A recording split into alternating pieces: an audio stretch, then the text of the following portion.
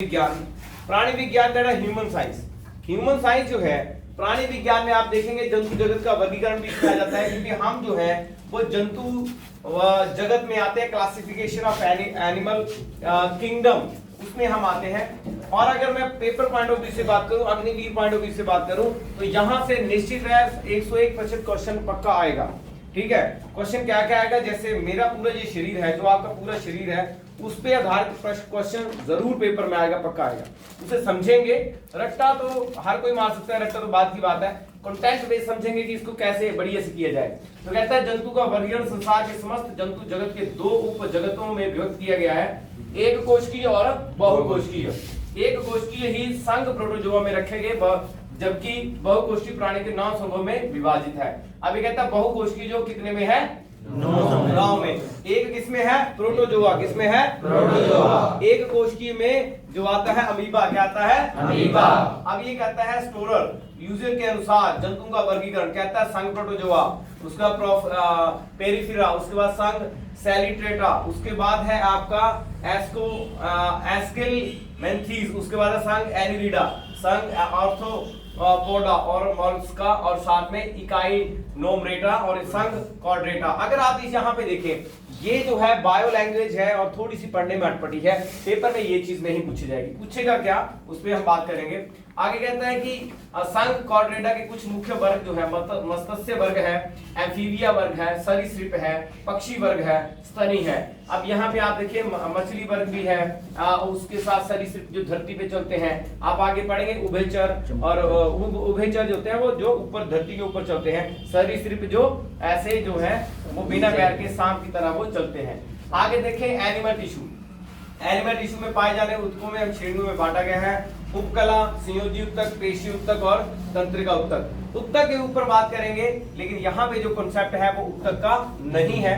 यहाँ पे जो कॉन्सेप्ट है वो सबसे पहले हमारे पास आता है। अगर हम ऊतक की ही बात करें तो हमारे पास सबसे पहला टॉपिक आता है मानव रक्त। क्या आता है, मानव रक्त। मानव रक्त को करने से पहले हम एक बात क्लियर कर लेते हैं कि रक्त एक प्रकार का संयोजी ऊतक है। क्या है, संयोजी ऊतक। अब ये ऊतक होते क्या है, ऊतक यहाँ पे कॉन्सेप्ट नहीं आ रहा बीच में, लेकिन मैं आपको वैसे बता रहा हूँ। कोशिका हमने पढ़ी थी, कोशिका, और कोशिका के बाद आता है ऊतक। क्या आता है, ऊतक। बहुत सारी कोशिकाएं मिलकर एक जगह एक ही जैसी संरचना बनाती हैं, या संरचना अलग अलग थोड़ी होती है, उसे बोलते हैं ऊतक। क्या बोलते हैं, ऊतक। जैसे मानव शरीर का सबसे बड़ा अंग क्या है, अगर वैसे कहा जाए कि मानव शरीर में सबसे बड़ा क्या है, तो पहला ही नाम आता है चमड़ी। किसका आता है, चमड़ी, यानी कि त्वचा। क्या है, त्वचा। मानव शरीर में सबसे ज्यादा क्या है, त्वचा। क्या है, त्वचा। आप ऐसा रिपीटेड वर्ड में बोलेंगे जिससे आपको जल्दी याद ये हो जाए, क्योंकि पेपर 16 दिन बाद है, तो अभी से अच्छे से पढ़ेंगे तो बिल्कुल याद आपको हो जाएगा। जितनी कंसंट्रेशन से आप क्लास में बैठेंगे उतना बढ़िया आपका दिमाग में ये काफी दिन तक रहेगा। उसके बाद आप देखें कि मानव का जो रक्त है वो एक प्रकार का ऊतक है और उसे संयोजी ऊतक कहा जाता है। हम बात कर रहे हैं मानव रक्त की, जो मानव के शरीर में है। इसको अगर हम करें, मानव शरीर में रक्त की मात्रा का भाग लगभग 7% होता है। यह एक प्रकार का क्षारीय विलयन है जिसकी वैल्यू, पीएच वैल्यू जो है वो है 7.4। कितनी है, 7.4। एक वयस्क मनुष्य में औसतन जो है 5 से 6 लीटर रक्त रहता है। रक्त में दो प्रकार के पदार्थ पाए जाते हैं, एक प्लाज्मा है और एक रुधिराणु है। क्या है, एक प्लाज्मा और एक रुधिराणु। आपको याद होगा जब मैंने वर्गीकरण पदार्थ का पढ़ाया था तो मैंने ये कहा था कि उसके कितने वहां पे वर्ग पाए गए, ठोस, द्रव और गैस। लेकिन उसने कहा एक और है, तो उसने क्या बोला था, प्लाज्मा। क्या बोला था, प्लाज्मा।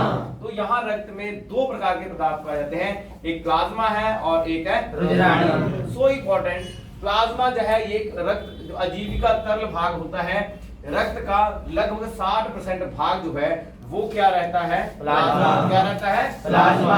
60% भाग जो है वो हमारा होता है प्लाज्मा, और 90% भाग जो है वो इसका 90% भाग जो है वो है जल। क्या है, जल। और 7% क्या है, प्रोटीन। 7% क्या है, प्रोटीन। अब आपने ध्यान देना, ये टोटल रक्त की बात कर रहे हैं। रक्त में कहता प्लाज्मा भी है और साथ में रुधिराणु भी है, जिसे ब्लड हम जो है जो ब्लड कॉर्पस हम उसे कहते हैं। अब इसमें आप देखें एक बात, रक्त बिंबाणु भी हम इसे बोलते हैं। ये कहते हैं प्लाज्मा जो है रक्त में 60% होता है, कितना 60%। और खुद प्लाज्मा के अंदर क्या होता है, खुद प्लाज्मा के अंदर 90% पानी होता है और उसके बाद 7% प्रोटीन होता है, 0.9% लवण होता है और 0.1% ग्लूकोज होता है। आज की तारीख में जितनी बहुत ज्यादा आधुनिकता बढ़ती जा रही है तो बीमारियां भी बहुत बड़े स्तर की बढ़ती जा रही हैं। यहाँ तक कि प्लाज्मा की कोई बीमारी नहीं होती थी, लोगों में प्लाज्मा की कमी नहीं होती थी, लेकिन आज की तारीख में इतना ज्यादा आधुनिकीकरण हो गया है कि अभी हमें लोगों को प्लाज्मा भी चढ़ाना पड़ रहा है, प्लाज्मा भी देना पड़ रहा है। तो नेक्स्ट इज दैट, वहां पे आगे देखिए दैट इज सीरम। क्या है? सीरम। जब प्लाज्मा में एक फाइब्रोविरोजोन नामक प्रोटीन निकाला जाता है तो शेष प्लाज्मा को सीरम कहा जाता है। क्या कहा जाता है? सीरम। अगर उसमें से प्रोटीन निकाला जाए, यानी प्लाज्मा में से प्रोटीन हम निकाल दें, तो उस प्रोटीन का नाम है फाइब्रिनोजेन सॉरी, और उसे जो है तब वो बन जाता है सीरम। क्या बन जाता है? सीरम। तो इसमें क्या है? रुधिराणु।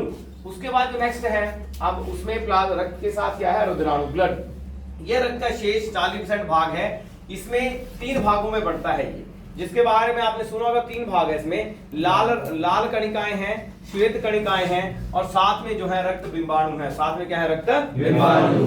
याद रखना, रक्त के सिर्फ 40% भाग में ये जो है रुधिराणु में, ब्लड रुधिराणु में हमारे तीन इसके जो है पार्टिकल पाए जाते हैं।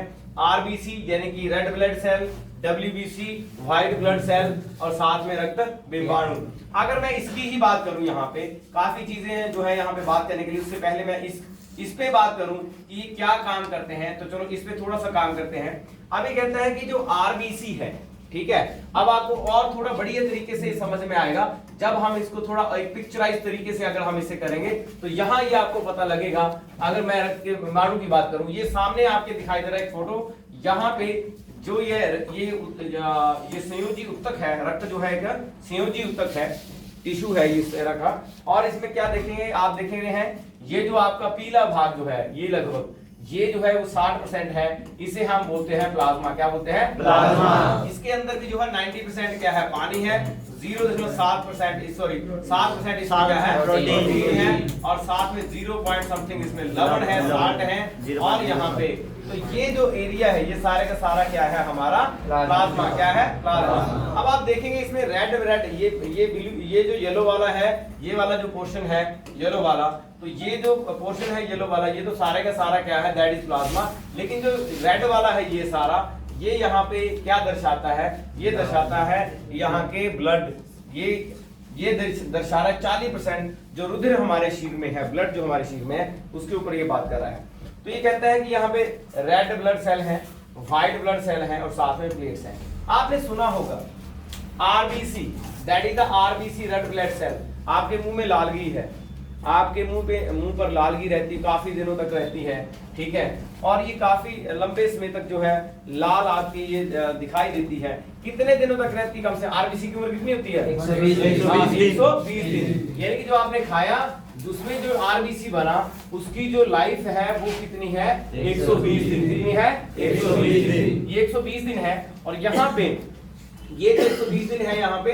और उसके बाद जो है इसमें व्हाइट ब्लड सेल जो है, व्हाइट ब्लड सेल की जो एज है कितनी रहती है? 2 से 5 दिन। यानी 2 से 5 दिन इसकी एज यहाँ पे रहती है। और साथ में जो प्लेट्स हैं ये लाखों की संख्या में है, 1 लाख से अब जो है प्लेट्स आपके शरीर में होती हैं, 1.5 लाख के ऊपर होते हैं। और प्लेट्स जब कम हो जाते हैं तो शरीर ऐसे लगता है कि मर रहा है, लोग जाते हैं डॉक्टर के पास। इसके बाद में सीधी सी आपको बात सुनाऊंगा तो आपको समझ में आएगा। रेड ब्लड सेल है, यह का व्हाइट सेल है और ये है। क्या मशहूरी है कि शरीर की रक्षा प्रणाली कौन करता है? White blood cell. कौन करता है? डब्ल्यूबीसी। जो ये व्हाइट ब्लड सेल है ये क्या करता है? शरीर की सुरक्षा करता है। ये क्या करता है? शरीर की सुरक्षा। ये शरीर की सुरक्षा करता है, जिसे सुरक्षा प्रणाली भी कहा जाता है। उसके बाद बात करें प्लेट्स की, तो प्लेट्स जो है ट्रांसपोर्टेशन के लिए रक्त क्या काम करता है इस पे हम बात करेंगे। तो ये जो है प्लेट्स जब कम हो जाते हैं शरीर में तो शरीर में बिल्कुल ऊर्जा नहीं रहती है, ऐसे व्यक्ति मरा सा फील करता है। मैं आपको बता दूं, जो आप खाना खाते हैं, जब मैंने आपको पढ़ाया था तो डाइजेशन पे जाएंगे, वहां मैं आपको बताऊंगा कि खाना कैसे पचता है। लेकिन उससे पहले खाने का जो जूस होता है वो हमारे सेल तक आता है। और कैसे आता है? उसे रक्त लेके आता है। रक्त जो है वो क्या काम करता है शरीर में, वो सारे का सारा मैंने आपको बताया था। लेकिन ये जो है, ये जो आपका प्लेट्स हैं ये कैसे कम हो रहे हैं और ये रेड ब्लड सेल भी जो बहुत कम हो रहे हैं अभी। क्यों हो रहे हैं? हमारा खाने पीने की पत्ती बिल्कुल खराब हो चुकी है और उसके बाद हम बहुत ज्यादा जो है येलो ब्लड सेल है और ये व्हाइट ब्लड सेल है और साथ में प्लेट्स हैं। तो जैसे जब आप बीमार पड़ते हैं तो हम यूज करते हैं एलोपैथी का, और जब हम एलोपैथी का यूज करते हैं तो उस कारण क्या होता है कि बहुत ज्यादा एनर्जी और बहुत ज्यादा डिफेंसिव फील्ड अंदर पैदा होती है, जिसके कारण शरीर का WBC भी मारा जाता है। जब ये दोनों मारे जाते हैं तब इसके घटने शुरू हो जाते हैं, तब प्लेट्स जो है वो कम होने शुरू हो जाते हैं। तो ये बीच में जहां भी ये दिखाई दे रहा है आपको, ये क्या है? प्लेट्स। क्या है? प्लेट्स। ये जो है प्लेटलेट्स हैं जो कम हो जाते हैं शरीर में, और ये तब कम होते हैं जब ये दोनों कम हो जाते हैं, तो फिर ये अपने आप कम होने लगता है। अब इसका आगे जो है वो ये रहता है कि ये रक्त जो है शरीर का ये काम क्या करता है और ये किस तरह के कामों के लिए यूज किया जाता है। तो आपको बता दूं मैं, रक्त जो है वो शरीर का बहुत ही सबसे ज्यादा इंपॉर्टेंट भाग है, सबसे ज्यादा इंपॉर्टेंट हिस्सा है। रक्त जो है वो शरीर में आपकी जितनी भी प्रणाली है, जितना भी आपका ताप होता है उसको वो नियंत्रण करता है। जैसे आप यहाँ देखें, यहाँ पे ऑलरेडी लिखा हुआ है कि शरीर के ताप को नियंत्रित, शरीर के रोगों से रक्षा करना, शरीर के वातावरण को स्थायी बनाने रखना, घावों को भरना, रक्त का थक्का बनाना, और O2 CO2 पचा हुआ भोजन उत्सर्जी हार्मोन का संवहन करना, लैंगिक वर्ण सहायता करना, विभिन्न अंगों से सहयोग स्थापित करना। उसके बाद है विटामिन के रक्त के थक्का बनाने में सहायक होता है। रक्त के थक्का बनाने के लिए अनिवार्य प्रोटीन फाइब्रोजोन है। कौन है? फाइब्रोजोन। अब यहाँ पे मजेदार बात है, रक्त इतना इंपॉर्टेंट है, मैंने कहा कि 32 किलो अगर कोई खाता है, एक तो पैन की टक टक जो कर रहा है उसको बना दो मोची। तो एक और बड़ी बात है, यहाँ पे शरीर के ताप का जो नियंत्रण है, रक्त जो काम करता है, जो आपने खाना खाया लगभग 32 किलो खाना आपने खाया, तो उसके बाद जो है मात्र 600 ग्राम खून उसका बनेगा, और उसमें से मात्र 30 ग्राम जो है वो आपके शरीर का वीर्य बनेगा। तो उसके बाद जो है जो खाना आपने खाया उसका जो रक्त बना, उस रक्त से जो ये रक्त बना, ये रक्त करता क्या है? सबसे पहले ये आपके शरीर के टेम्परेचर को फिट करता है, लेकिन उससे पहले ये क्या करता है, जो खाना आपने खाया, जो जूस उससे बना, वो जाके आपके ब्लड में मिल गया। ठीक है, जो ऑक्सीजन आपने ली, जैसे मान लो मैंने ऑक्सीजन ली, वो ऑक्सीजन आपकी जाके ब्लड में मिल गई और वो ऑक्सीजनेटेड ब्लड बन गया। उसके बाद उसमें वो ब्लड जो बनता है वो बनता है ऑक्सीजनेटेड हीमोग्लोबिन ब्लड, वो बन जाता है, और उसके बाद उसका काम शुरू हो जाता है। वो ऑक्सीजन को सेल तक लेके जाता है। कहां तक लेके जाता है? सेल तक। और वहां से जितना भी जूस आपने जो खाया खाना, उसका जो जूस है वो भी कहां तक लेके जाता है? वो भी वहां पे क्या होता है, जब वो वहां पे जाता है तो ये जो ब्लड है वहां पे खाना भी देता है, वहां पे ऑक्सीजन भी पहुंचाता है, और जो वहां पे बचा हुआ होता है उसको लेके भी आता है, यानी ऑक्सीजन देता भी है और साथ में CO2 लेके भी आता है, यानी देता भी है और साथ में लेता भी है। उत्सर्जी पदार्थ हार्मोन जितने भी है उसका संवहन करता है, यानी उसको आगे से पीछे करता है। उसके बाद ये क्या करता है? O2 CO, उसके बाद लैंगिक वर्ण में सहायता करना, विभिन्न अंगों का सहयोग स्थापित करना, यानी कि ये विभिन्न अंगों का सहयोग भी करता है। यानी कि मास्टरमाइंड, जैसे मैं कहूं कि पूरे के पूरे शरीर में जो करंट होता है, जैसे बात हम करते हैं कि अगर आप देख पा रहे हैं तो ये सारे का सारा जो तामझाम है ये इलेक्ट्रॉन का खेल है, वैसे ही हमारे शरीर में जितना भी तामझाम है, ये सारे का सारा तामझाम जो है वो ब्लड का है। किसका है? ब्लड का। ब्लड इसको पूरे का सेटलमेंट करता है, इसकी RBC WBC, जो आप यहाँ पे पेपर पॉइंट भी से बताया आपको कि RBC क्या करता है। और रक्त का जो थक्का है, अगर मान लो कहीं चोट लग जाए तो एकदम से वहां पे ब्लड जो है वहां पे काम करना शुरू कर देता है, और जैसे वहां पे वो काम करना शुरू करता है तो उसी पे वो उसको घाव को भरना शुरू कर देता है, यानी कि वहां पे थक्का बनाना क्या कर देता है, वो शुरू कर देता है। तो ये सारे के सारे जो काम है वो किसके हैं? ब्लड के। किसके हैं? ब्लड के। और रक्त का थक्का बनाने के लिए बहुत ज्यादा जरूरी है, उसका नाम है प्रोटीन फाइब्रोजोन। क्या है? प्रोटीन फाइब्रोजोन। अब कहता है रक्त के, मनुष्य के रक्त का वर्ग, मनुष्य के रक्त का वर्ग जो है वो, अगर आप देखेंगे यहाँ पे आर्मी पॉइंट ऑफ व्यू से क्वेश्चन आता है तो 3 ही तो वर्ग है, जो मुख्य रूप से 3 कौन कौन से वो लेते हैं? A, B और O। ठीक है, A, B और O। A B positive, B positive, ठीक है, A नेगेटिव, B नेगेटिव, उसके बाद O नेगेटिव, O पॉजिटिव। अगर बात यहाँ पर करें, रक्त समूह की खोज किसने की? किसने की थी? ये क्वेश्चन आ चुका है बहुत बार पेपर में। लैंड स्टीनर ने इसकी खोज की। एंटीजन 2 प्रकार के होते हैं, एंटीजन A और दूसरा होता है एंटीजन B। एंटीजन ये या ग्लाइकोप्रोटीन की उपस्थिति के आधार पर मनुष्य के 4 प्रकार के रुधिर होते हैं। कितने प्रकार के? 4। वो 4 कौन कौन से उस पे बात करें, जिसमें एंटीजन A होता है, रुधिर A है। जिसमें एंटीजन बी होता है वो रुधिर बी है, जिसमें एंटीजन ए और बी होता है वो रुधिर ए बी है, जिसमें कोई भी एंटीजन नहीं होता है वो है रुधिर ओ। कौन सा है? रुधिर ओ। तो जैसे for example I am O positive, तो सबसे ज्यादा संसार में कौन से रक्त ग्रुप पाया जाता है? O positive. कौन सा पाया जाता है? O positive. और ज्यादा रेयर पाया जाता है ए बी पॉजिटिव। क्या पाया जाता है? A B positive. तो ये जो है कि रुधिर के जो प्रकार है और एंटीजन जो है, तो यहाँ से सीधी बात चली, ए भी है, ए का भी एंटीजन है, बी का भी है, ए बी का भी है, लेकिन ओ का एंटीजन नहीं होता। ओ का एंटीजन नहीं होता। तो आगे चले तो इसने कहा रुधिर में चारों वर्गों के साथ, तो एंटीजन यहाँ पे प्लाज्मा के साथ लिखा गया है। रुधिर वर्ग, एंटीजन लाल रुधिर कणिकाएं, एंटीजन प्लाज्मा। ए में है, केवल ए में होता है, केवल बी में होता है एंटीबॉडी। ठीक है, बी में है लेकिन केवल ए में क्या होता है? एंटीबॉडी।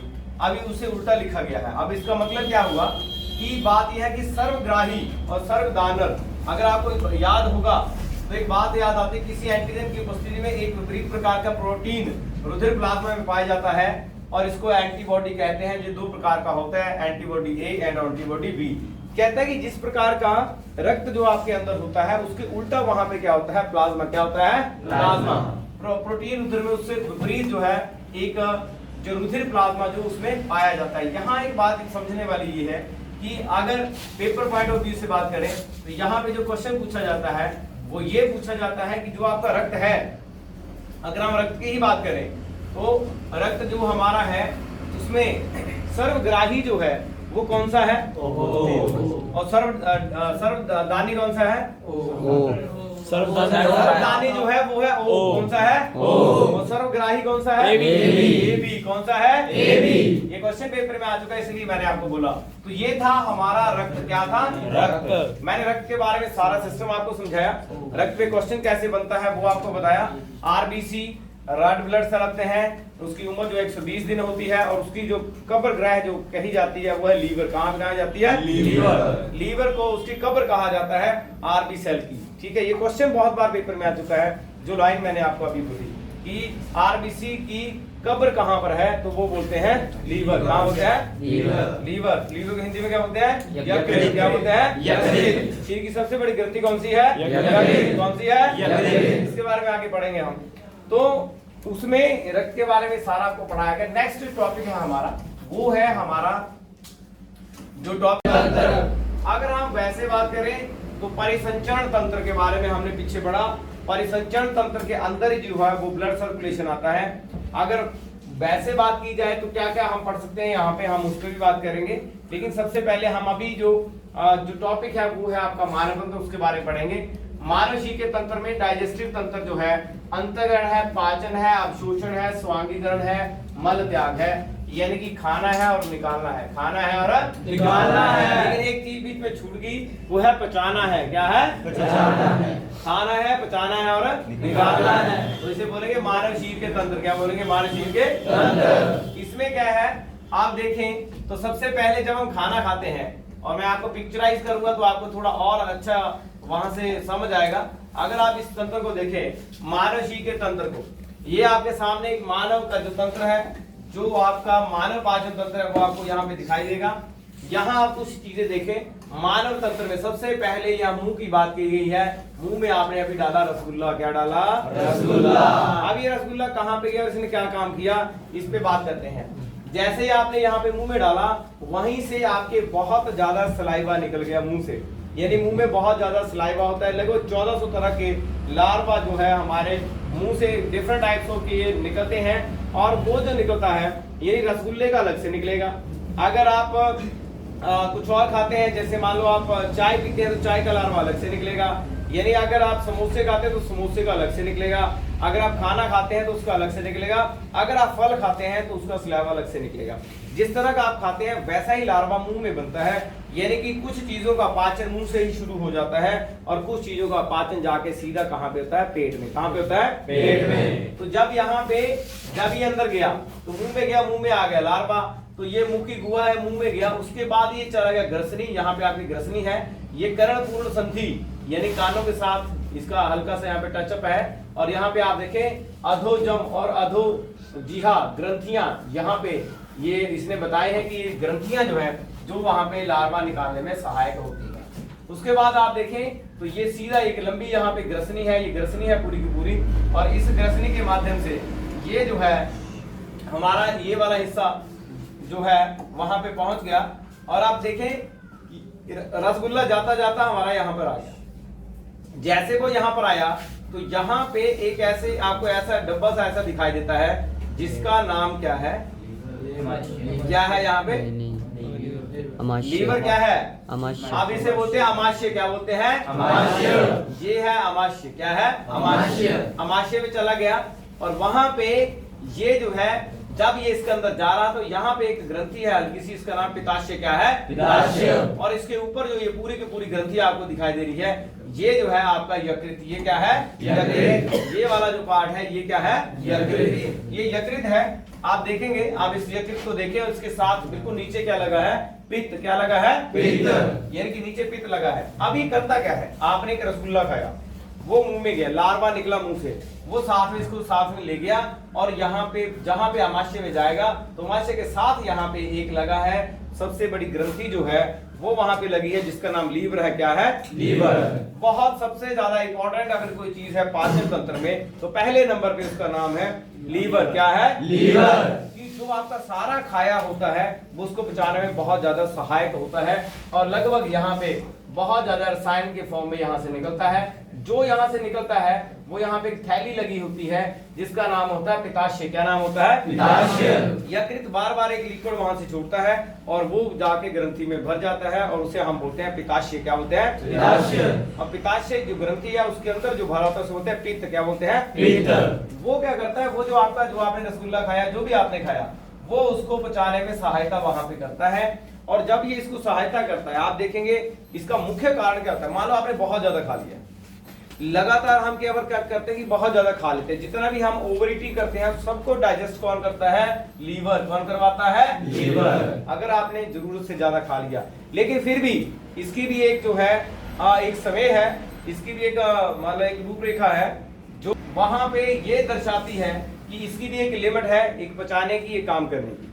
तो लीवर जो है आप देखेंगे कि लीवर में आज तक पित्त में पथरी हो जाती है, क्या हो जाती है पथरी। जिसका मुख्य कारण रहता है ओवर ईटिंग, क्या होता है ओवर ईटिंग। जितना ज्यादा हम ओवर ईटिंग करते हैं उससे जो है पथरी जो है पत्थर का रूप ले लेती है कैल्शियम की फॉर्मेशन में, और वो कहाँ पे इकट्ठी हो जाती है, पित्त में। कहाँ इकट्ठी हो जाती है, और उसे बोलते हैं पित्त की पथरी, क्या बोलते हैं पित्त की पथरी। तो यहाँ पे बन जाती है पित्त की पथरी। आप देखेंगे ये पित्ताशय है और ये इसके साथ यहाँ पे जुड़ा हुआ है हल्का सा, अगर आप गौर से देखें तो यहाँ पे जुड़ा है और यहाँ पे रस भेज रहा है और ये इसको अमाशय से लेकर क्या कर रहा है, यहाँ पे इसको पचाने का काम कर रहा है। अगर आप देखें तो यहाँ पे गृहिणी, और यहाँ के बिल्कुल नीचे यहाँ पे एक और ग्रंथि है जिसका नाम है अग्नाशय, क्या है अग्नाशय।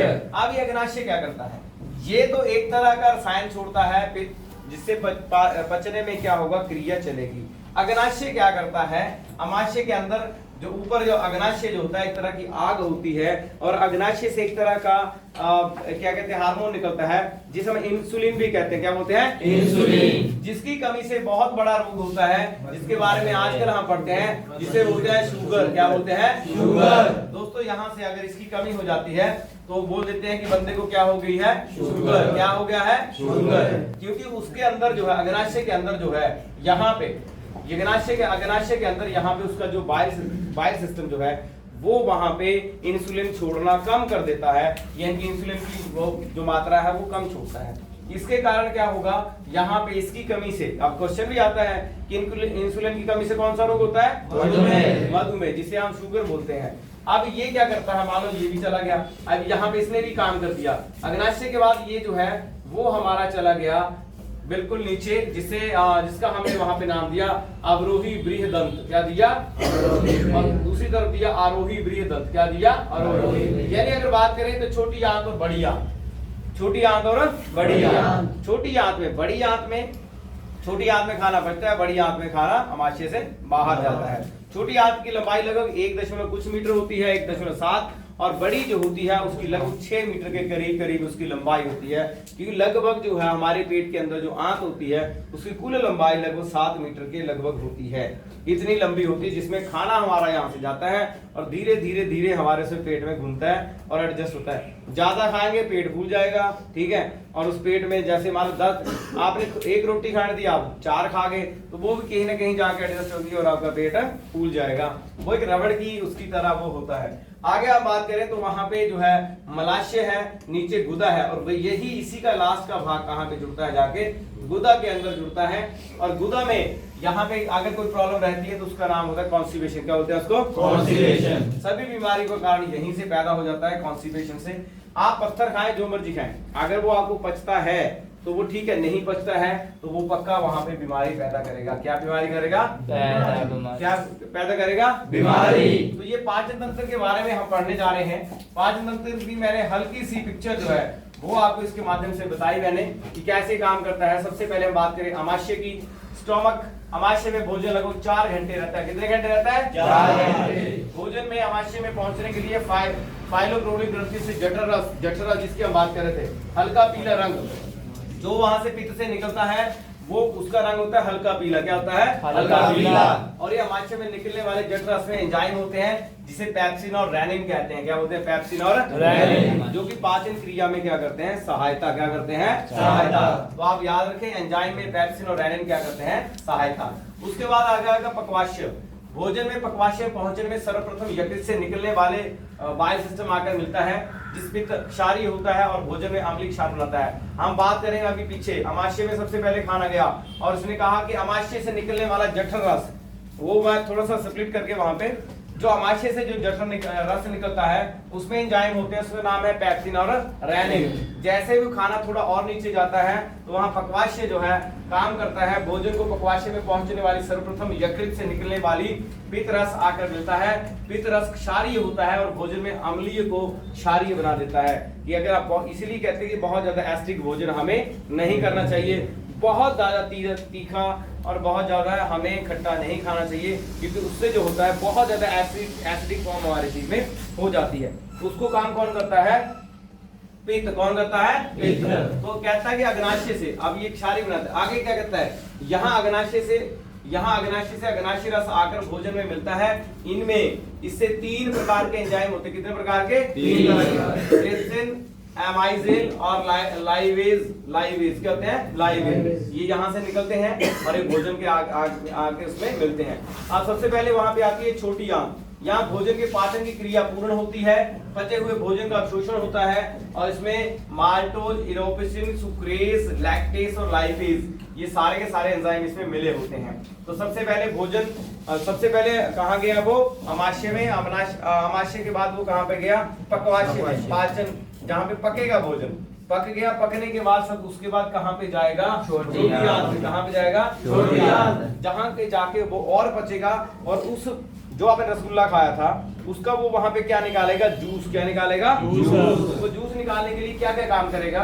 वहां पे एरिथ्रिन, माल्टेज, ये सारे के सारे एंजाइम उसमें मिलते हैं और उसका जूस निकालने में सहायता करते हैं। और अब शोषण होता है, पचे हुए भोजन का रुधिर में पहुंचना, यानी कि छोटी आंत बहुत इंपॉर्टेंट है। छोटी आंत में वो क्या होता है? पचता है और पचने के बाद वो वहां पे लास्ट उसमें जूस निकलता है। वही जूस जो है एब्जॉर्प्शन होता है, पचे हुए भोजन में रुधिर में पहुंचता है। अब आप देखेंगे जब मैंने आपको वो पिक्चर दिखाई तो उसमें ऐसे पाइपें से बनी हुई हैं, उन पाइपों के बीच में से ऐसे जो है जूस निकलता रहता है लगातार, जिसकी हम बात कर रहे थे। जो जूस आखिर में कहाँ जाता है? रक्त में। कहाँ जाता है? रक्त में। और रक्त कहाँ शुद्ध होता है? यहाँ फिल्टर कहाँ पे होता है? किडनी में। कहाँ पे होता है? किडनी। ये भोजन का राशि, रक्त का सब वहां पे फिल्टर होता है। पानी वाला सेक्शन पानी में चला जाता है और जो पचने वाला जो हमारा जूस होता है वो जूस वाले सेक्शन में चला जाता है, यानी पचने के लिए चला जाता है। वहां से गुर्दे जो है 2 काम करते हैं, उस पर भी बात करेंगे। गुर्दे जो है वहां पे जो है आपने खाया होता है अमोनिया, जो प्रोटीन जो भी आपने खाया था यूरिया, उसको यूरिया में कन्वर्ट करके बाहर निकालता है सब कुछ। अवशोषण जो है आगे है स्वांगीकरण। अवशोषित भोजन का शीर के उपयोग में लाया जाना जो है स्वांगीकरण होता है, जिसे एसाइमिलेशन हम कहते हैं। और उसके बाद लास्ट में वो बोलता है मल त्याग। क्या बोलता है? मल त्याग। अपच भोजन बड़ी आंत में पहुंचता है, वो जीवाणु इसे मल में बदल देते हैं, गुदा द्वारा बाहर निकाला जाता है। यानी कि जो आपकी बड़ी आंत है वहां पे सारा मटेरियल इकट्ठा हो जाता है और जो बिना यानी कि जूस जास निकालने के बाद जो मटेरियल बच गया वो वहां पहुंच जाता है। और अगर आप बहुत ज्यादा ईटिंग करेंगे, बहुत ज्यादा खाएंगे या बहुत ज्यादा आप मांस वगैरह कुछ ऐसी चीजें खाएंगे जो शरीर में पचने के लिए कोई पार्ट नहीं है, तो वो सारे का सारा इकट्ठा कहाँ पे हो जाता है, जाके बड़ी आंत पे। और वहां पे जो जीवाणु है वो उसको ट्रांसफर करते हैं, क्या करते हैं, ट्रांसफर करते हैं और उसको गुदा के रास्ते से बाहर निकाल देते हैं। तो ये था हमारा पाचन तंत्र में। आगे पाचन तंत्र का सारांश, परिसंचरण तंत्र। रक्त परिसंचरण तंत्र की खोज किसने की, विलियम हार्वे ने। आज रक्त सर्कुलेटरी सिस्टम जो है उसके कितने भाग हैं, जैसे हमने बात की तंत्र की, तो मुख्य 6 तंत्र जो है वो शीर्ष में है, मुख्य तंत्र जो है। उन्हीं तंत्र में जो सेकंड जो तंत्र है वो परिसंचरण तंत्र, क्या है, परिसंचरण। Third sorry. तो इसमें हम देखें रक्त परिसंचरण में विलियम हार्वे ने इसकी खोज की। इसके अंतर्गत जो है हार्ट आता है, आपके हृदय। हार्ट जब आप 10th में पढ़ते होंगे तो आपको पता होगा, ज्यादातर लोग जो है हार्ट की बात करते हैं और वहां पे हार्ट की फोटो ऐसे बना देते हैं ऐसे, लेकिन कभी भी हार्ट की फोटो ऐसी नहीं होती। यानी कि आपका हृदय ऐसा नहीं है जो आप बनाया जाता है, जो फिल्मी स्टाइल में ऐसे लिखते हैं ना, ऐसे कर देते हैं, तीर मार देते हैं, वो तीर मारते रह जाते हैं, ठीक है, तीर मारते रह जाते हैं। जिसको तीर मारते हैं वो कहीं और भाग जाती है, तीर हाथ में रह जाता है, ठीक है। तो इसमें क्या है, ये तीर वाला फंडा नहीं है यहाँ पे प्रश्न जो है आपका हृदय, धमनियां, शिराएं और रुधिर, ये इतने 4 भाग है। हृदय भी आता है, धमनियां आती है, शिराएं आती है, रुधिर आता है। और ये सारे के सारे इंपॉर्टेंट है, पेपर में बहुत बार ऐसे क्वेश्चन आ चुके हैं। सबसे पहले बात करें हृदय में कितने कोष्ठ होते हैं, 4 होते हैं, 4 मुख्य 2 होते हैं उसमें, एक दायां लिंद होता है और एक बायां लिंद, ठीक है। एक मिनट, हृदय इसके कितने कोष्ठ हैं, 4 होते हैं, 4। अगले भाग में एक दायां लिंद है, एक बायां लिंद है, तथा हृदय के निचले भाग में एक दायां लिंद है, एक बायां लिंद है। तो 2 इसमें मुख्य भाग है, उसके 4 चैम्बर हैं और left and right and left, एक नीले है और एक अलिंद है, एक नीले है और एक अलिंद है। अभी करते क्या है, यानी कि इन्हें वर्टिकल, तो left ventricle and right auricle. इसमें देखिए हृदय से शरीर की ओर रक्त ले जाने वाली रक्त वाहिनियों को कहते हैं धमनी। ये क्वेश्चन लगभग 100 बार पेपर में आ चुका है आर्मी के, ये रिपीटेड क्वेश्चन कि यहाँ पे शरीर को, हृदय से शरीर की ओर रक्त कौन लेके जाता है, धमनी। कौन लेके जाता है, धमनी। और सामान्य अवस्था में मनुष्य का जो शरीर है अगर वहां पे धमनी लेके जाती है तो जो आपका अशुद्ध रक्त होता है उसे हृदय पे लेके कौन आता है, शिराएं। कौन लेके आता है, शिराएं। और वहां पे सामान्य अवस्था में हृदय, मनुष्य का हृदय कितना धड़कता है, 72 बार। कितनी बार धड़कता है, 72 बार। और इसमें भ्रूण अवस्था में कितनी बार धड़कता है, 150 बार। ये जब भ्रूण अवस्था में होता है तो ये 150 बार धड़कता है। एक धड़कन में लगभग 70 मिलीलीटर रक्त पंप करता है। कितना करता है, 70 मिलीलीटर। सामान्य मनुष्य का रक्त दाब कितना होता है, 120 से 80 mmHg, मिलीमीटर ऑफ मर्करी। इसमें सिस्टोलिक 120 और डायस्टोलिक जो होता है 80 होता है। रक्त दाब को मापने वाले यंत्र का नाम क्या होता है, क्या होता है, सिग्मोमीटर। और थायरॉक्सिन और एड्रेनालिन स्वतंत्र रूप से हृदय की धड़कन को कौन नियंत्रित करता है, हार्मोन। यानी थायरॉक्सिन और एड्रेनालिन जो है वो हृदय के धड़कन को क्या करता है, नियंत्रित करता है। अगर आप इसे और बढ़िया तरीके से समझें तो पिक्चर पे हम चलें। आप इस पिक्चर में देखें, ये हृदय की पिक्चर यहाँ पे आपके बनके जो है वो आपके सामने है। और यहाँ पे इसमें जो है, इसमें अगर आप देखें तो आपको यहाँ लगेगा, यहाँ लिखा है महाधमनी। क्या लिखा है, महाधमनी। यानी कि ये महाधमनी जो है ये काम कैसे करती है। और महाधमनी के साथ यहाँ पे फुसफुस धमनियां लिखी हैं, यहाँ पे फुसफुस शिराएं लिखी हैं। ये दायां लिंद है, सॉरी ये बायां लिंद है और ये दायां लिंद है। और नीचे वाला जो भाग है ये दायां नीले है और ये क्या है, बायां नीले। ये 2 इस भाग में बटा हुआ है लगभग। आप देखिए शिराएं भी हैं इसमें और इसमें धमनियां भी हैं। जो धमनियां है उसमें महाधमनी भी है। जो आपका जो हृदय है, हृदय वो इस तरह का होता है, ये शरीर के बिल्कुल जो आपका शरीर है उसके हल्का सा बाई तरफ जो होता है ऊपर वाले हिस्से में, यहाँ पे आपका हृदय होता है जिसे हम हार्ट कहते हैं। और इस हार्ट में यहाँ पे जो है ये जो ढका होता है, ये आपके वक्ष स्थल जो होता है, अस्थि पिंजर जो होता है उसके साथ ये कठोर भाग से ढका होता है। बहुत ज्यादा इंपॉर्टेंस इसकी शरीर में क्या है कि ये क्या करता है, जो हमारे शरीर में सबसे तरल उत्तक जो पदार्थ है जिसका नाम रक्त हम बोलते हैं, जो संयोजी उत्तक जो रक्त है हमारा, जो हमारे शरीर में काम करता है उसको ये पंप करता है, क्योंकि बिना पंप के वो शरीर में नहीं चलेगा।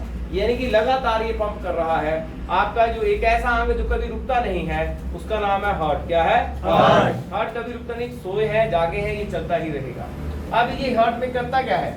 ये हार्ट में अगर हम देखें तो हार्ट जो है वर्चुअली वर्कआउट जो करता है हार्ट, उसमें जो काम करता है उसमें वो आपके जो शरीर का रक्त जो है उसको वो लेके भी आता है और लेके भी जाता है। जब वो रक्त लेके आता है तो वो पूरे शरीर का अशुद्ध रक्त लेके आता है, और जब वो जाता है तो शरीर का अशुद्ध रक्त जो है वो लेके जाता है। जब अशुद्ध रक्त जो है पूरे शरीर की नसों से नीचे से जो पूरा है आपके सेल से वापस यहाँ पे आता है तो वो आता है शिराओं से। किससे आता है? शिराओं से। और जब हृदय से वापस जाता है तो किससे जाता है? धमनी से। अब ये जो पंप करता है शरीर, ठीक है, तो ये हार्ट जो पंप करता है, ये जो पंप करता है कितनी बार करता है? 1 मिनट में 72 बार। और एक बार में एक बार के पंप में 70 मिलीमीटर जो है रक्त ये साथ में ये पंप कर देता है।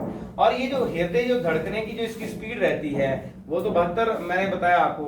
और वही जो इसका दाब है, जिसका दाब जो है वो क्या रहता है? 120 से 80 से 120, 80 से 120। यानी कि कहते हैं जी आपका बीपी डाउन हो गया। तो ये देखते हैं कि ब्लड सर्कुलेशन में, ऐसे डॉक्टर हाथ पकड़ता है वो देखता है कि इसके ब्लड सर्कुलेशन जो है वो उसकी स्पीड क्या है, इसके बीपी की ब्लड प्रेशर जो है उसका स्पीड क्या है। अगर उसका स्पीड 120 है, अगर वो इससे ज्यादा है, यानी बीपी जो है वो अगर इससे ज्यादा है 120 से अगर वो ज्यादा है तो कहते हैं बीपी बढ़ गया, बीपी बढ़ गया। और अगर बीपी जो है वो 80 से कम होता है तो कहते हैं बीपी घट गया। तो बढ़ने और घटने के चक्कर में लोग दवाइयां खाते हैं। असल में बीपी जो है कोई बीमारी नहीं है, शरीर में जो अशुद्धिकरण होता है, जो शरीर में इम्प्यूरिटीज होती हैं उसके कारण ब्लड की स्पीड बढ़ भी जाती है और कम भी हो जाती है। ज्यादातर शरीर में ब्लड की संख्या जो बढ़ रही है, ब्लड में प्रेशर जो बढ़ रहा है वो आपके नमक की वजह से बढ़ रहा है। जो आप नमक खाते हैं बहुत ज्यादा, जो यूज हम करते हैं उस नमक की वजह से, और ज्यादातर हम केवल जो है फैटी चीजें अनसैचुरेटेड फैटिक हम जब खाते हैं, बहुत ज्यादा ऐसी हम चीजें खा जाते हैं। घी की बात नहीं मैं कर रहा हूँ, घी से कभी प्रेशर जो है इतना ज्यादा नहीं बढ़ेगा, लेकिन बहुत ज्यादा खा लेंगे तो बढ़ जाएगा। तो उसके कारण होता है बीपी बढ़ जाता है। कम कब होता है? जब लेस ऑफ एनर्जी हो जाती है, बहुत ज्यादा ओवर थिंकिंग हम करते हैं, बहुत ज्यादा हम सोचते हैं, या हम बहुत कम खाते हैं, तो उससे क्या होता है? बीपी लो हो जाता है, बीपी लो हो जाता है। ऐसी कंडीशन में लोग क्या बोलते हैं कि आप ऐसा करो, घोल के फटाफट नमक और चीनी का घोल बना के पी जाओ, ऐसे बोल देते हैं। तो ये जो है यहाँ पे पेपर पॉइंट ऑफ व्यू से मैंने जो बात की, यहाँ पे जो है हार्ट जो है वो 80 से 120 उसका क्या कहते हैं दाब है। और वहीं जो उसको यंत्र जो नापने वाला उसका नाम क्या है? सीस्मोमीटर। क्या है? सीस्मोमीटर। वो उसका जो है वो उसका एक ऑपरेटस है जिसके साथ जो है ये कार्य करता है। तो ये जो था ये है हमारा रक्त परिसंचरण तंत्र। रक्त परिसंचरण तंत्र में ये जो है परिसंचरण तंत्र कैसे ये परिसंचरण करता है उसके ऊपर ये था। उसके ऊपर ये हमें बता रहा था इस टॉपिक में। आगे हम देखें तो यहाँ पे जो है जो नेक्स्ट है दैट इज द लसिका। लसिका परिसंचरण तंत्र विभिन्न उत्कोर कोशिकाओं के बीच अंतर कोशिकीय अवकोशों में पाए जाने वाले हल्का पीले द्रव को लसिका कहते हैं। क्या कहते हैं? लसिका। लसिका एक प्रकार का द्रव है जिसकी रचना लगभग रक्त प्लाज्मा जैसी ही होती है। लसिका में पाई जाने वाली कणिका को लिम्फोसाइट कहते हैं। क्या बोलते हैं? लिम्फोसाइट। आगे दोस्तों जो इंपॉर्टेंट है वो है उत्सर्जन तंत्र। क्या है? उत्सर्जन तंत्र। ये भी बहुत इंपॉर्टेंट है पेपर पॉइंट ऑफ व्यू से। और पचाने के बाद जो है वो कहां गया? तो वो कौन से अंग है जो उत्सर्जन करते हैं? आप देखो खाने के लिए शरीर के अंदर जो हम ले रहे हैं वो तो काफी है। हम ले रहे हैं, मुंह से खा रहे हैं, पी रहे हैं, चबा रहे हैं, ठोस और द्रव और गैस, तीनों चीजें, तीनों फॉर्म हम लेते हैं। नाक से हवा ले रहे हैं जो ब्लड के साथ ऑक्सीजनेटेड ब्लड बनाती है, और हीमोग्लोबिन HBO के साथ वो वर्कआउट करता है। उसके साथ जो है नीचे जो हम खाते हैं, तो जो हम मुंह से खाते हैं और पीते हैं, पानी पीते हैं, खाना खाते हैं, तो खाते तो है, बचता है, तो उत्सर्जन कहाँ होता है? जिसके शरीर का उत्सर्जन कम है वो बीमारियों से घिरा हुआ है। पहले के जमाने में आज हमारे जो पूर्वज वो कहते हैं सफलता साधनों से नहीं साधना से मिलती है। तो कैसे मिलेगी? क्योंकि हम खाने के ऊपर तो बड़ा ध्यान देते हैं। आज पिज्जा खा लेकर, बर्गर, जितना भी गंद मंद खा रहे हैं उसको ये नहीं देखते उसमें कौन सा सलाइवा बन रहा है, क्या वो बना रहा है, शरीर में क्या वो टॉक्सिटी पैदा कर रहा है, कुछ नहीं सोचते हैं, बिना सोचे समझे कुछ भी खा रहे हैं और जो है पेट को गटर बना रहे हैं। क्या बना रहे हैं? गटर। और उसको पचा भी नहीं रहे हैं। जब उसको पचा रहे हैं तो पचाने के बाद उत्सर्जन कैसे होगा उसके ऊपर बात करेंगे। उत्सर्जनी अंग में उगते प्रक्रमों में बने विषैले अपशिष्ट पदार्थों के निष्कासन को उत्सर्जन कहते हैं। मनुष्य में प्रमुख उत्सर्जी अंग निम्न है। वृक्क, किडनी जिसे बोलते हैं, त्वचा, चमड़ी जिसे बोलते हैं, यकृत जो आपका सबसे बड़ा यहाँ पे क्या है? क्या है? ग्रंथि। इसके बाद पांचवा है फेफड़ा। पांचवा क्या है? फेफड़ा। दोस्तों ये बहुत इंपॉर्टेंट टॉपिक है, वैसे भी आपको आना चाहिए। तो यहाँ पे किडनी की अगर बात करें, आज लोगों को बहुत ज्यादा प्रॉब्लम किडनी की आ रही है, बहुत ज्यादा किडनियां फेल हो रही हैं। ये क्यों हो रहा है? क्योंकि जो हम खाना खा रहे हैं हमारे घरों में धड़ल्ले के साथ पेस्टिसाइड्स और केमिकल का यूज किया जा रहा है, जिसका सीधा सीधा असर जो है साथ में हमारे जो उत्सर्जी अंग है उन पे भी पड़ रहा है। वो लगातार वो जल्दी से खराब हो रहे हैं और सबसे ज्यादा फर्क पड़ता है उसको किडनी पे। किस पे पड़ता है? किडनी। क्योंकि पूरे शरीर का जितना भी आपने खाया पिया उसको सारा फिल्टर कौन करेगा? किडनी। कौन करेगा? किडनी। और ये जो भाई साहब जो पीने वाले हैं, ठीक है, जब फेफड़े इधर लगे हैं, ये सूटा पीने वाले, बीड़ी पीने वाले, चलो कोई बात नहीं, जो ये पीते हैं या उसके अलावा जितना भी धुआं निकल रहा है फैक्ट्रियों से या कुछ भी वो निकल रहा है, वो सारे का सारा क्या कर रहा है? वो आपके फेफड़े को नुकसान पहुंचा रहा है। किसको पहुंचा रहा है? फेफड़े को। त्वचा को देखो आप, आज के तरीके में कितनी ज्यादा एलर्जी हो गई है, बहुत ज्यादा विभिन्न तरह की जो एलर्जियां हैं वो शरीर में पैदा हो चुकी हैं। और वो जो एलर्जियां हैं वो वर्कआउट कर रही है, जो एलर्जी जो है उसका कोई इलाज ही नहीं मिल रहा है। स्किन की बहुत कम जो है दवाइयां जो एलोपैथी में हैं, तो वहां से ये बीमारी आ रही है। यकृत, आप कह रहे हैं सीधे लीवर फेल हो गया। आप जाओ, आप दवाई खा रहे हैं, एकदम से एलोपैथी की दवाई खा रहे हैं, इंग्लिश मेडिसिन या दूसरी कोई चीज एकदम से खा रहे हैं और सीधा एक उसके पास जाते हैं, दवाई वाले के पास, स्टोर के पास, सीधा वहां पे हरे पत्ते वाले दे, नीले पत्ते वाले दे, सारी खा रहे हैं और सीधा का सीधा किडनी और लीवर फेल, लिवरी और किडनी और फेल।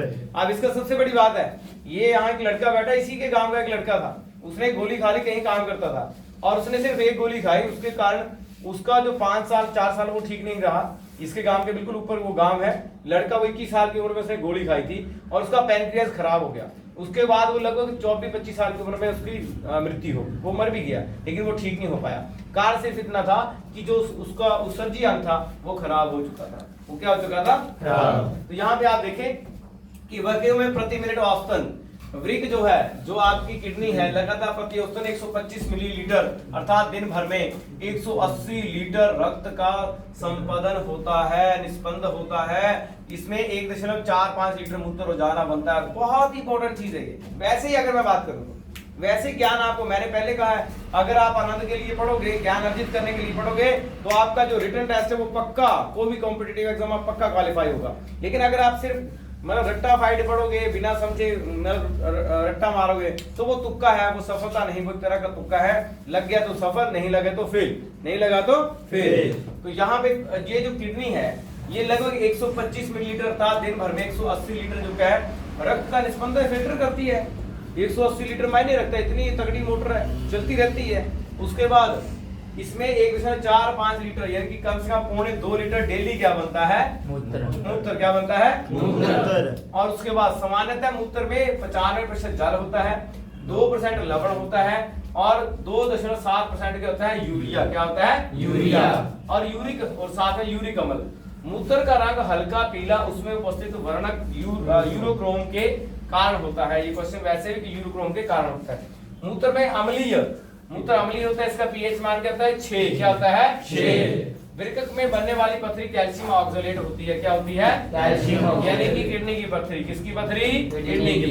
अगर मैं यहाँ पे बाबा जो लगभग जो है एक्सर्शन जो है बॉडी का वो शुरू हो जाता है यहाँ से धमनी और शिराएं ऐसे बनाई गई यहाँ पे, और बिल्कुल इसके दोनों साइड यहाँ पे हम देखें, ये लगभग किडनी जो नीचे क्या है? किडनी। ये धमनी क्या कर रही है?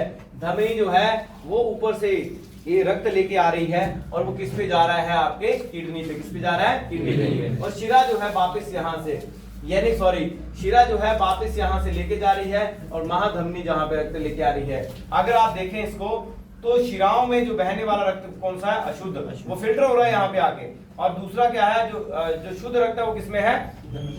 शुद्ध रक्त किसमें है? धमनियों में। और अशुद्ध रक्त कहाँ पर है? शिराओं में। तो वो क्या कर रहा है है यहाँ पे, जब वो यहाँ पे आया तो इसने यहाँ पे फिल्ट्रेशन किया और इसने कहा कि लगभग 180 लीटर जो है डेली जो है रक्त यहाँ पे फिल्टर होता है और उसमें लगभग 1.4 लीटर जो है वो क्या होता है, मूत्र यहाँ पे बनता है। वही इस मूत्र का जो पीएच मान होता है वो कितना है, 6। यानी कि पीएच मान अगर मूत्र का 6 है, इसका मतलब क्या है, वो एसिडिक, क्या है, एसिडिक। और साथ में ये एसिडिक है और यहाँ पे ये जो रक्त है यहाँ पे फिल्टर होता है और उसके बाद उसमें यूरिया और साथ में उसमें क्या रहता है, ज्यादातर यूरिया। तो ज्यादातर ये जो गुर्दे होते हैं जिसे हम किडनी बोलते हैं, ये क्या करते हैं, यहाँ पे जो इसको वो ट्रांसफर करते हैं यूरिया में। किसमें करते हैं, यूरिया में। जो आपने खाया पिया होता है फिल्टर वो उसको करता है, वो उसको किस फॉर्म में जाके लेके जाता है, यूरिया की फॉर्म में। किसमें लेके जाता है, यूरिया। आप देखेंगे आपके बाथरूमों के बाहर जहां भी आप जो टॉयलेट्स वगैरह कुछ भी करते हैं वहां पे हल्के फुल्के जो भी बीज फेंके जाते हैं बड़े अच्छे से उगते हैं। तो रिसाइकल सिस्टम आपको समझ में आएगा। खाया, ठीक है, फिर पचाया, फिर निकाला, फिर धरती पे गया, फिर वहां पे रिसाइकल हुआ, फिर आपने खाया।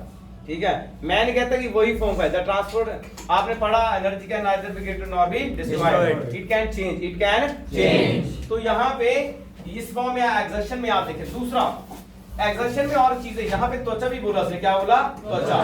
ये त्वचा क्या करती है भाई साहब, बहुत इंपॉर्टेंट है। सबसे बड़ा उत्तक जो है ये त्वचा, क्या है, त्वचा। ये त्वचा सबसे ज्यादा अंग, सबसे बड़ा अंग शरीर का, इसे माना जाता है त्वचा को, चमड़ी जिसे बोलते हैं। इसकी भी लेयर होती है। अब इसी चमड़ी की लेयर के नीचे एक विटामिन बनता है, उसका नाम है विटामिन डी। क्या है, विटामिन डी, जो आपको हड्डियों को बड़ी ताकत देता है। और वो किसके मदद से बनता है, सूर्य। किसकी मदद से बनता है, सूर्य के प्रकाश से। अगर आप यहाँ पे देखें तो इसको जैसे उसने इसमें कैसे उसने काम किया, तो जो आपकी चमड़ी है वो करती क्या है, जैसे ही आपकी चमड़ी, आप पानी पीते हैं, आप जितनी भी चीजें आप खाते हैं, अगर आप मेहनत करें तो आप देखेंगे अभी मैं काम कर रहा हूं तो ऐसे पसीना, हल्का हल्का पसीना आ रहा है। ये पसीना इसलिए आ रहा है क्योंकि हमारी क्लास में पंखे नहीं चलते हैं। ठीक है, तो जैसे ही पसीना आपका निकला तो इसमें से जितनी भी टॉक्सिटी है वो पसीने की मदद से निकला। ये कहा जाता है कि दिन में अगर 3 बार किसी को पसीना पड़ जाए तो वो बीमार नहीं पड़ सकता, यानी कि उसकी एक्सर्शन जो है वो ठीक चल रही है। पहले के जमाने के जो हमारे लोग थे, घरों में काम करते थे, खेतों में काम करते थे, रात को सूर्य अस्त हो जाता था, लाइट थी नहीं तो सो भी टाइम पे जाते थे। ठीक है, तो आज ना तो हम समय पे सो रहे हैं, ना तो समय पे खा रहे हैं और ना तो समय पे निकाल रहे हैं, तो सारा आगे पीछे हो गया है। तो उसमें जो त्वचा है ये भी हमारा बहुत ज्यादा इंपॉर्टेंट काम करती है। ये भी यहाँ से सिर्फ जो है आपकी जो एक्सर्शन है वो सिर्फ आपके मूत्राशय से नहीं होती है, वो आपकी चमड़ी भी करती है। ये ऑक्सीडाइज भी होती है और ये पसीना भी निकालती है और ये टॉक्सिटी भी निकालती है। आप देखेंगे, आप दवाई खाते हैं, कोई मेडिसिन आप खाते हैं, बहुत ज्यादा पसीना आपको बढ़ता है, उसी पसीने के बीच क्या होती है, टॉक्सिटी सारी की सारी शरीर से बाहर निकल जाती है। उसके बाद जो है त्वचा के बाद वहां पे आपने पढ़ा था लीवर। क्या था, लीवर। आप देखो लीवर क्या काम करता है, लीवर इतना इंपॉर्टेंट है, मैंने वही भी आपको बताया। ठीक है, वहां भी आपको बताया और वैसे भी हम आपको बता रहे थे। ठीक है, तो यहाँ पे अगर आप देखें तो ये अंग में हमने किडनी पढ़ा, अभी किडनी के बारे में देखा हमने कि किडनी कैसे वर्कआउट करता है। सबसे पहले हमने पढ़ा हृदय, क्या पढ़ा, हृदय। उसके बाद जो है किडनी कैसे काम करती है उस पर हमने बात की। उसके बाद है हमारा त्वचा। क्या है, त्वचा। ये त्वचा जो है मैं आपको पिक के माध्यम से आपको आसानी रहेगी समझाने में। तो आप देखेंगे यहाँ पे जो त्वचा है उसमें मल्टी लेयर्स हैं। ये लेयर जो है जितना भी आपके यहाँ पे आप देखें ब्लड वेसल जो है, जब जो आपकी स्किन जो है उसके साथ टच है, स्वीट ग्लैंड है यहाँ पे, नर्व सिस्टम इसके अंदर है, वेन इसके अंदर है, आर्टरी इसके अंदर है, ये सारे का सारा ताम झाम इसके अंदर है। और इसके ऊपर ये जो है ये क्या है, आपकी बाहर की त्वचा, बाहर की त्वचा। इस त्वचा में जो भी आप खाते हैं वो जो एक्सर्शन होता है वो इस त्वचा के माध्यम से होता है। हमारे इसमें लाखों करोड़ों छिद्र जो है वो आपकी त्वचा में है, जो यहाँ से एक्सर्शन करते हैं। यहाँ से क्या करते हैं, एक्सर्शन। फैट टिश्यू यहाँ पे है, कोई मोटा होता है, जैसे हमारे जैसे लोग 2 फुलके भी खा लेते हैं, गोगड़ बाहर आ जाती है। ठीक है, ये पेट हमारा बाहर आ जाता है। और आप कई तो ऐसे थे साफ चपाती भी खा लें, कुछ भी खा लें, लेकिन फैट नहीं बढ़ता है। फैट टिश्यू क्या है, फैट टिश्यू। हेयर फॉसिल यहाँ पे है, आप देखेंगे शीर पे ये त्वचा, ये बाल जो होते हैं यही जो है छिद्रों के साथ जो आपकी एक्सर्शन होती है, जो आपका पसीना होता है उसको निकालने में सबसे ज्यादा उपयोगी यही होते हैं। तो ये जो उसके बाद देखें आप यहाँ पे सेल लेयर है, सेल लेयर वहां पे, और ये ऊपर सबसे ऊपर वहां पे फिर से क्या आ गई, हेयर शैफ्ट। क्या आ गया, हेयर शैफ्ट। तो ऐसे जो है त्वचा जो है वो वहां आपका ये कार्य करती है। उसके बाद हम बात करें तो दैट इज वहां पे लीवर। जो लीवर के ऊपर बात कर रहे थे कि जो एक और जो अंग है उत्सर्जन वो लीवर है। लीवर करता क्या है, वहां पे हमारा जो है इंफीरियर वेना केवा है। आप थोड़ा सा इस पिक्चर को देखें, यहाँ पे इस लीवर के जो नीचे जो है वहां पे देखो ये जहाँ पे बना है उल्टा यहाँ पे रखा गया है, ये पित्ताशय, ये क्या है पित्ताशय, ये इसकी बाईं पाली है और ये इसके साथ टच है यहाँ पे। जैसे ही ये आपके अमाशय के साथ टच है, जैसे ही आपका अमाशय में आता है तो यहाँ पे बाइल सिस्टम जो है यहाँ पे काम करता है और पक्वाशय सेशन में यहाँ पे एक्सर्शन की अगर बात करें तो ये कन्वर्टिबल करता है बहुत ज्यादा चीजों को जो आपने खाई होती हैं उनको एकदम से ट्रांसफर करता है, यानी कि एक दूसरी फॉर्म में लेके आता है जिससे वो आसानी से शरीर से बाहर निकल सके, यानी कि जल्दी से जल्दी वो मटेरियल पक सके। ट्रांसफॉर्मेशन उसकी ये करता है खाए हुए मटेरियल का, जो आपने खाया होता है। तो कहीं ना कहीं ये भी जो है शरीर की जो एक्सर्शन होती है उसमें बहुत ज्यादा हेल्प करता है, यानी एसिडिक फॉर्म को ये इसमें चेंज कन्वर्ट करता है बेसिक फॉर्म में, यानी कि अम्ल को किसमें कन्वर्ट करता है, क्षार में। तो ये भी जो है हमारे शरीर का एक उत्सर्जी अंग है जो अपना काम करता है, जिसमें पक्वाशय जो है पित्ताशय है जो इंपॉर्टेंट अंग इसका माना गया है, पीले रंग का तत्व ये छोड़ता है। उसके बाद हम बात करें तो हमारे पास आता है फेफड़ा। क्या आता है, फेफड़ा। इस फेफड़े में अगर हम देखें तो इन फेफड़ों में अगर हम ध्यान से देखें तो फेफड़ों के अंदर जो है वर्कआउट अगर हम करें तो यहाँ पे ये जो इंटरनल कॉस्टिला मस्कुल है, एक्सटर्नल है, ये वक्षस्थल है बाहर, अगर मैं हिंदी बात करूं ये वक्षस्थल है, और इसके अंदर जो है ये रिब्स जो है जो आपके सामने ये जो ऊपर आपके शीट में दिखाई देते हैं ये क्या है, रिब। ये क्या है, रिब। इन रिब के नीचे जो है यहाँ पे लाखों करोड़ों छिद्र हमारे फेफड़ों में है। आप दो अंगों को देखें, ये उत्सर्जी अंग है। इन फेफड़ों में अगर देखें तो सबसे पहला काम जो फेफड़ा करता है वो आपकी वायु को शुद्ध करता है। पहला काम इसका ये रहता है कि ये आपकी वायु को शुद्ध करता है, और बिल्कुल इसके साथ जो है यहाँ पर जो है वो आपके यहाँ के जो आपका बायां फेफड़ा जो होता है, दो फेफड़े हैं दायां और बायां, तो ये जो आपका फेफड़ा होता है इसके पास में यहाँ पे हृदय रहता है। क्या रहता है, हृदय। और ये भी इसके साथ जो है इन टच में रहता है। जितना भी हमारा रेस्पिरेटरी सिस्टम जो है, परिसंचरण तंत्र जो है, जो वर्कआउट हमारा करता है, जो भी हम इसको जब इसके द्वारा हम काम करते हैं, जैसे मान लो ये ऊपर रिब्स हैं और इसके नीचे मैंने कहा लाखों करोड़ों जो हैं वो ये फेफड़े जो है, मधुमक्खी का अगर छत्ता आपने देखा होगा तो इस तरह से ये होता है, और इसके नीचे एक यहाँ पे क्या लगा होता है, डायफ्राम। क्या लगा होता है, डायफ्राम। जैसे कहते हैं कि लंबा सांस लो, जैसे आप सांस लेते हैं तो नीचे यहाँ एक फ्लूस की तरह, एक गुब्बारे की तरह यहाँ पे एक काम करता है और ये भर जाता है। जैसे ही हवा से भरता है फेफड़ा एकदम से